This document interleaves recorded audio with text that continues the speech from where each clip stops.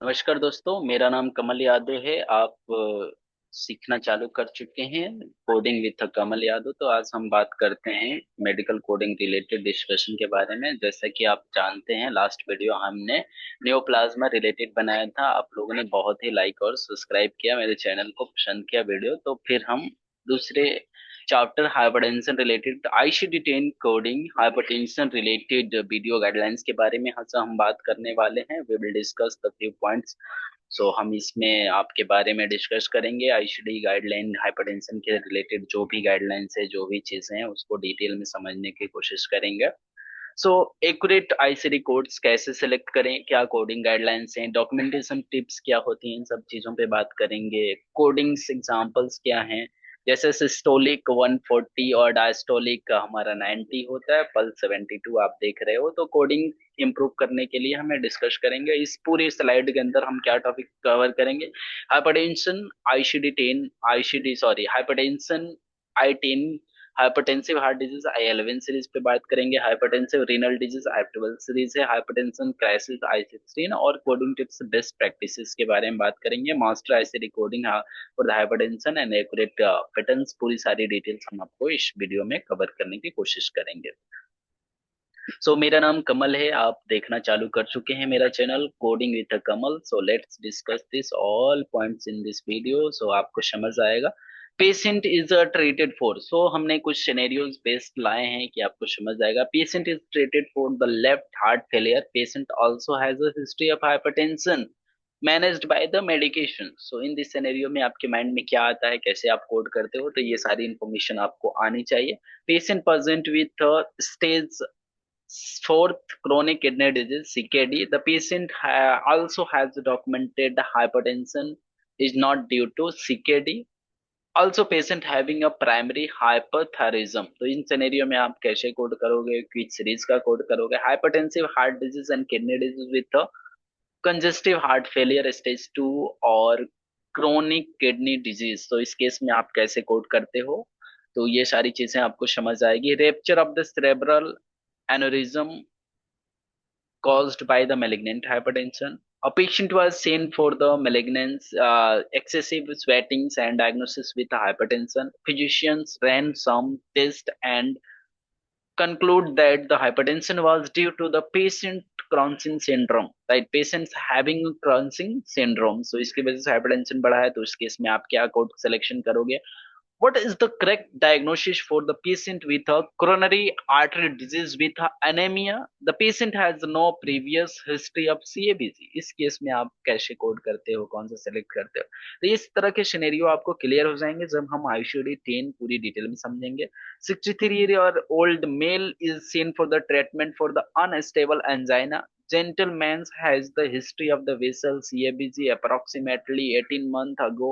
A recent cardiac catheterization shows the continued evidence of the coronary atherosclerosis, but both of the bypass graft are patient. Also, this patient suffered cerebrovascular infection 3 years ago, which result in the right side hemiplegia. What is the ICD code? तो ये scenario में आप क्या code करोगे? इस तरह के exam में आपको, टेस्ट में आपको क्वेश्चंस आते हैं इंटरव्यू पर्पस के लिए, आपको समझ जाएगा। The patient is seen for evaluation of his continue unstable angina. After the significant evaluation, his symptoms were found to be due to the atherosclerosis of the bypass graft. This is autologous artery graft. Final diagnosis CAD of the bypass graft with unstable angina and hypertensive CHF. The patient will be scheduled for surgery. So 8 question is saying like that. 9 question क्या बोलता है? Acute cerebral infection, thrombosis of the left anterior cerebral arteries with the right side hemiplegia. तो इस case में आप कितने ICD code करेंगे, क्या कोड करेंगे? प्लीज कोड करें और कमेंट करें। हम देखेंगे कि 10 क्वेश्चंस का क्या आंसर आप सजेस्ट करते हो इन कमेंट लिस्ट में। The pleasant gentleman is seen in a clinic follow up from the previous stroke the suffered and cerebrovascular infraction 6 months ago, which left him aphasia, a left side of the hemiparesis on his non-dominant side. The patient will be referred to the outpatient rehabilitations or for the speech therapy, physician occupation therapy, what the ICD code for this scenario? So इसके बारे में आप मुझे बताएं।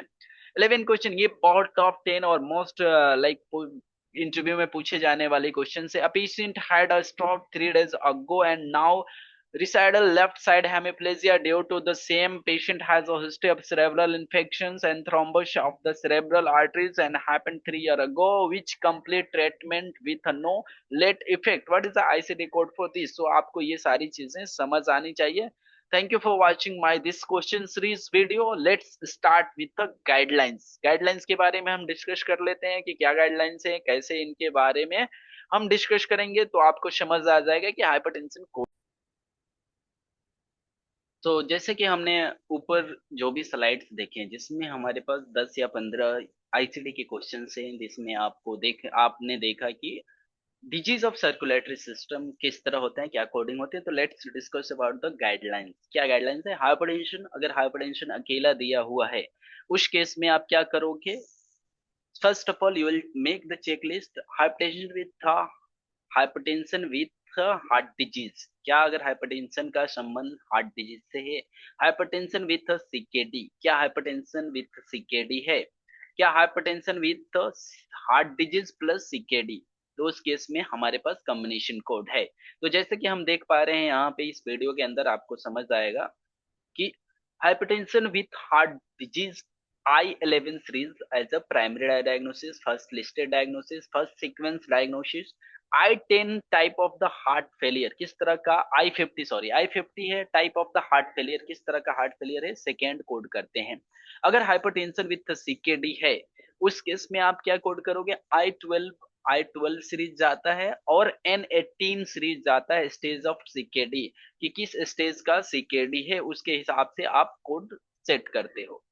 फिर अगर बात आती है hypertension with heart disease plus CKD, अगर हाइपरटेंशन के साथ हार्ट डिजीज है, सीकेडी है, तो I13 सीरीज कोड करते हैं और additional code I50 type of heart disease. Third code हमारे पास जाता है stage of CKD, N18 series code करेंगे। तो यहाँ पे पहला हमारा कोड किया जाएगा I13, दूसरा I50 type of heart failure. Third third code हमारे पास जाता है N18 स्टेज ऑफ सीकेडी।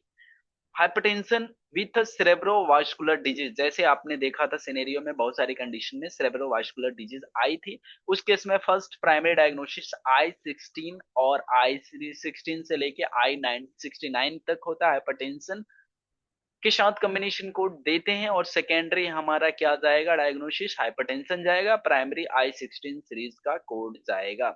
अगर हाइपरटेंशन विथ आई डिजीज है, रेटिनोपैथी है, तो H35.0 जाता है। रीजन फॉर विजिट और इनकाउंटर सीक्वेंसिंग डिपेंड करता है कि पेशेंट किस रीजन से ट्रीटमेंट के लिए आया हुआ है। सेकेंड पॉइंट आती है गाइडलाइन में हमारा होता है secondary hypertension due to underline cause. अगर कोई कंडीशन है, जैसे मैंने सिनेरियो डिस्कस किया था, वहां पे बहुत सारे ऐसे कंडीशन थे उसके वजह से हाइपरटेंशन डेवलप हो रहा था, उस केस में आप कोड कर सकते हो सेकेंडरी हाइपरटेंशन का code, right.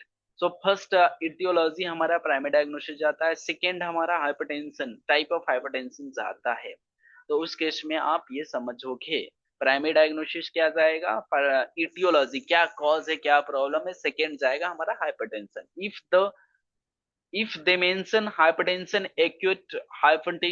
acute renal failure, then code for additional code for acute renal failure।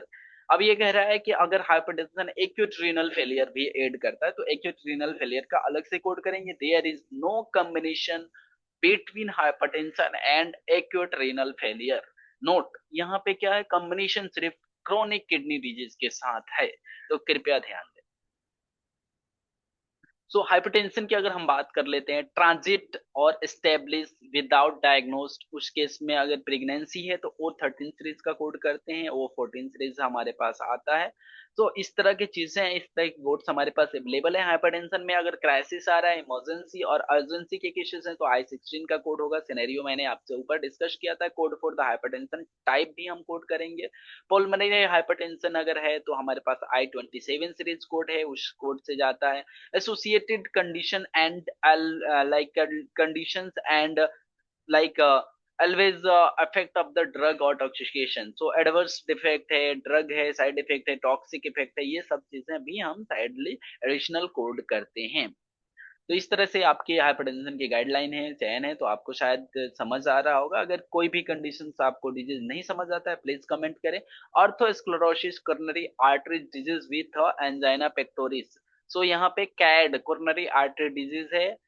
Like यहाँ पे decrease blood supply, muscular laser of the heart, like surgery और लेजर होता है, हार्ट की हो रही है, मायोकार्डियम्स हो गया, लेयर ऑफ द हार्ट है, इस केस में आपको आता है muscular layer of the heart, myocardium.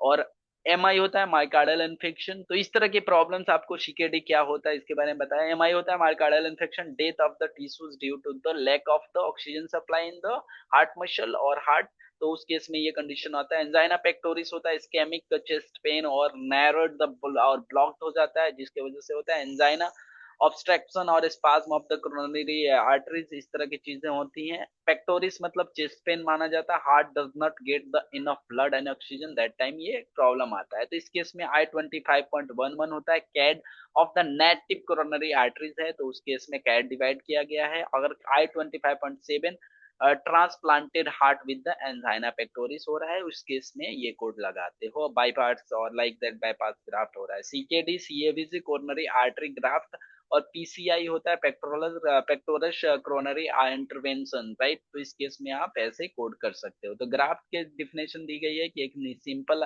Artery है और बीच में ये like bypass like structure show हो रहा है, तो बाईपास होता है। यहाँ पे एंजाइनोप्लास्टी ये प्रोसीजर होता है, ऑर्थोरेक्टमी हो गया, स्ट्रंगलिंग हो गया। तो ये तरह से आपकी पूरी सिनेरियो कंडीशन डिजीजेस समझ आनी चाहिए कि हम किस सिनेरियो में क्या मानेंगे, सेकेंडरी, प्राइमरी और ओरिजिनल, ये सब चीजों को आपकी कोडिंग में नॉलेज होना जरूरी है। एक्यूट मायोकार्डियल इन्फेक्शन ए लाइक यहाँ पे दी गई है, इसके कोड हमारे पास होते हैं।